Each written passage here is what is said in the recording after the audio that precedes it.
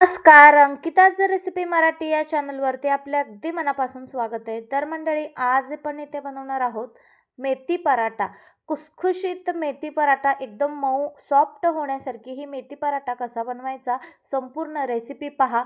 पावसाळ्यात किंवा हिवाळ्यात ही मेथी पराठा सगळ्यांना खावे खावे अशी वाटते. गरमागरम काहीतरी खायचं असं वाटलं तर हा मेथी पराठा एकदा तुम्ही नक्की ट्राय करा.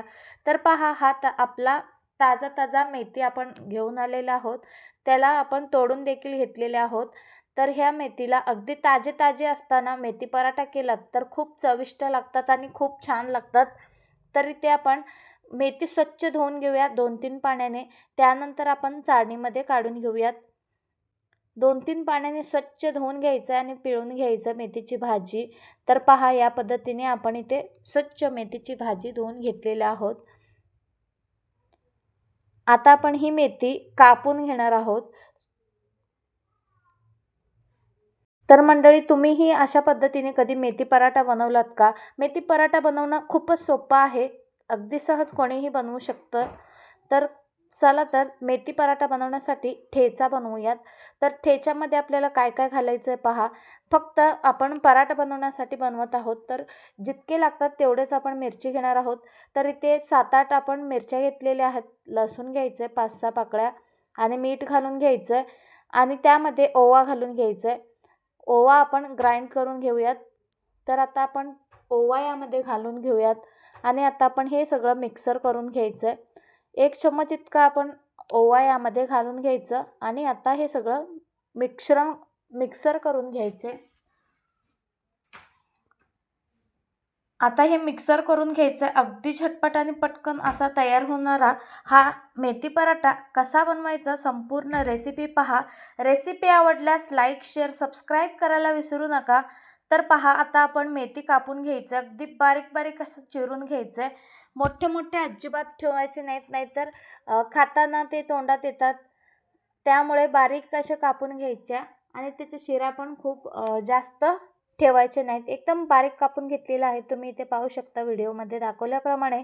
तुम्हीही नक्की ट्राय करा, अगदी परफेक्ट होतील. तर आता आपण सगळ्यात आधी बेसन घेतलेलं आहोत. बेसन अर्धा वाटी घेऊयात. त्यानंतर आपण गव्हाचं पीठ यामध्ये घेऊयात. बेसन अर्धापेक्षा थोडंसं वर घेतलेलं आहोत. त्यानंतर आपण गहूचं पीठ घेतलेलं आहे, ते आपण 2 वाटी घेणार आहोत. 2 ते 3 वाटी आपण इथे गव्हाचं पीठ घेणार आहोत. आता आपल्याला यामध्ये काहीही घालायची गरज नाही. आता आपण यामध्ये मीठ घालून घेणार आहोत.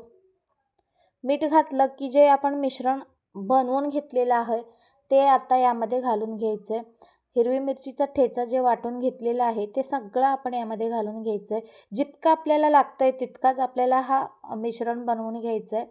ते आपण यामध्ये घालून घेऊयात. आता हे सगळं व्यवस्थित मिक्स करून घ्यायचं आहे.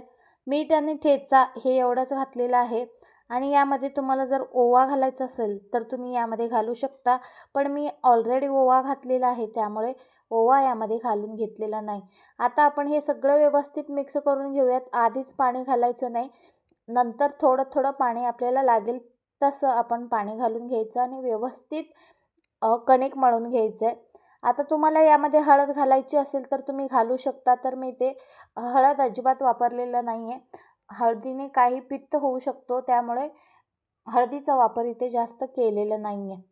तर आता आपण हे सगळं व्यवस्थित मिक्स करून घ्यायचे. जर तुम्हाला आवडत असल्यास तुम्ही नक्की हळद यामध्ये घाला. छान पिवळे पिवळे दिसतात.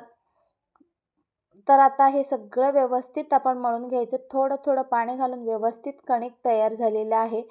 इथे तुम्ही पाहू शकता.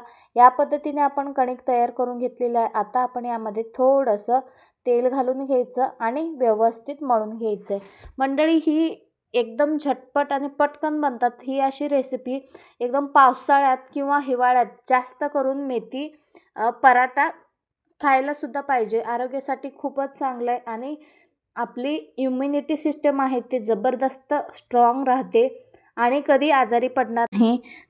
तर पहा, या पद्धतीचं आपण पीठ तयार करून घेतलेलं आहे. पावसाळ्यात आणि हिवाळ्यात ही रेसिपी नक्की ट्राय करायलाच पाहिजे आणि दररोज नवनवीन रेसिपीज पाहण्यासाठी लाईक आणि सबस्क्राईब अजूनही केला नसेल तर पटकन लाईक आणि सबस्क्राईब करून घ्या. बेल आयकॉनला क्लिक करा जेणेकरून नवनवीन रेसिपीज तुमच्यापर्यंत पोहोचतील. तर इथे आपण एक गोळा घेतलेला आहे. कणकेचा गोळा आपण इथे घेतलेला आहे. आता आपण त्याला जसं चपाती बनवतो त्याच पद्धतीने फोल्डिंग करून घेतलेले आहे. जर तुम्हाला फोल्डिंग करायची नसेल तरीही काही हरकत नाही. तर मी ते जसं चपातीला करते त्याच पद्धतीने इथे मी पराठा लाटून घेते. जर तुम्हाला तसं आवडत नसेल तर फक्त कणिक घ्यायचं आहे आणि लाटून घ्यायचं आहे. तर या पद्धतीने व्यवस्थित आपण चपातीला जसं बनवतो त्याच पद्धतीने बनवून घेते. आणि हो, या पराठ्याला थोडंसं जाडच ठेवायचं, खूप असा एकदम पातळ करून घ्यायचं नाही आहे आपल्याला. थोडा मध्यम असा लाटला तर खूप चविष्ट लागतात आणि एकदम छानसुद्धा दिसायला खूप छान दिसतात. पाहू शकता या पद्धतीने आपण संपूर्ण पराठा लाटून घेतलेला आहोत. याचे पाहू शकता शेपमध्ये कसा कित्येक छान दिसतो मंडळी. आता आपण इथे पॅन ठेवून घेतलेलं आहे. पॅनला थोडंसं तेल लावून घेऊयात. व्यवस्थित सगळीकडून पॅनला तेल लावून घेऊयात. आता आपण यामध्ये पराठा घालून घेणार आहोत. एकदम डिझायनर आणि एकदम छान दिसतो आणि खायला पण खूपच छान आहे आणि पौष्टिकसुद्धा आहे. शिवाय जे मुलं आपल्या घरात भाजी खात नसेल मेथीची भाजी, त्यांना अशी मेथीची पराठा करून द्यायची, नक्कीच खातील. कारण ही मेथी पराठा आहे म्हणून कळणारच नाही. इतका टेस्टी आणि इतका चविष्ट होतो की खाणाऱ्याला पण कळणार नाही की ही मेथीने बनवलेले आहे.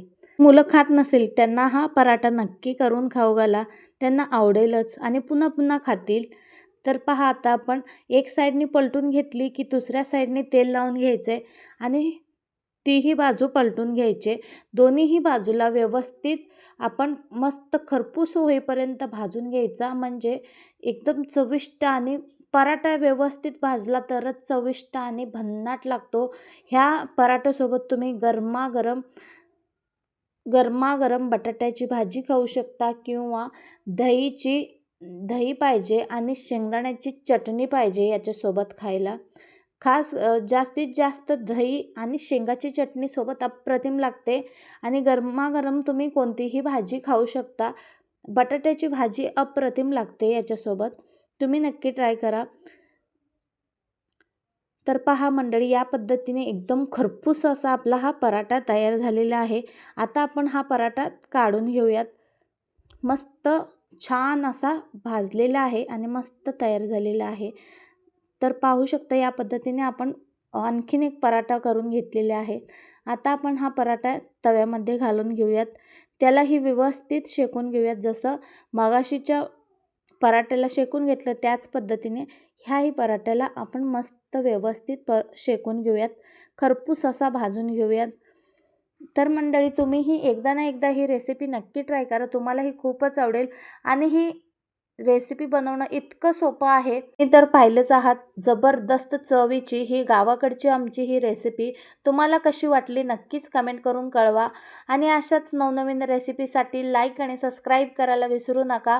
मंडळी, एकच रिक्वेस्ट आहे, तुम्ही ही रेसिपी कोणत्या राज्यातून जिल्ह्यातून पाहताय तेही नक्की कमेंट करून कळवायला विसरू नका. तर पहा, या पद्धतीने आपली ही मेथी पराठा दोन्हीही बाजूने शेकून घ्यायची. आपल्याला दोन्हीही साईडला तेल लावून घ्यायचं आहे. व्यवस्थित शेकून घेतलेलं आहे. तुम्ही ते पाहू शकता. खरपूस असं भाजून घेणार आहोत. सगळे पराठे खरपूस असे भाजून घेतले तर एकदम चविष्ट आणि जबरदस्त लागतात. तर मंडळी, येथे पहा, आपला हा पराठा तयार झालेला आहे.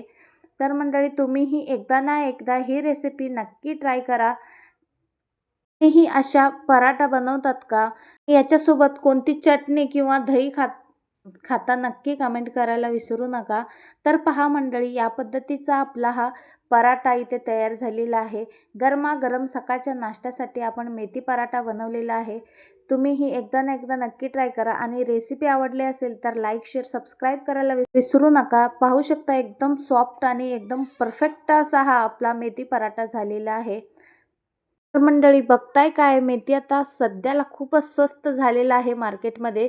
तुम्हीही नक्की ट्राय करा ही रेसिपी आणि त्याला गरमागरम सॉससोबत किंवा चटणीसोबत, दहीसोबत आणि शेंगदाण्याच्या चटणीसोबत तुम्ही ही खाऊ शकता. एकदम भन्नाट असा लागतो मंडळी.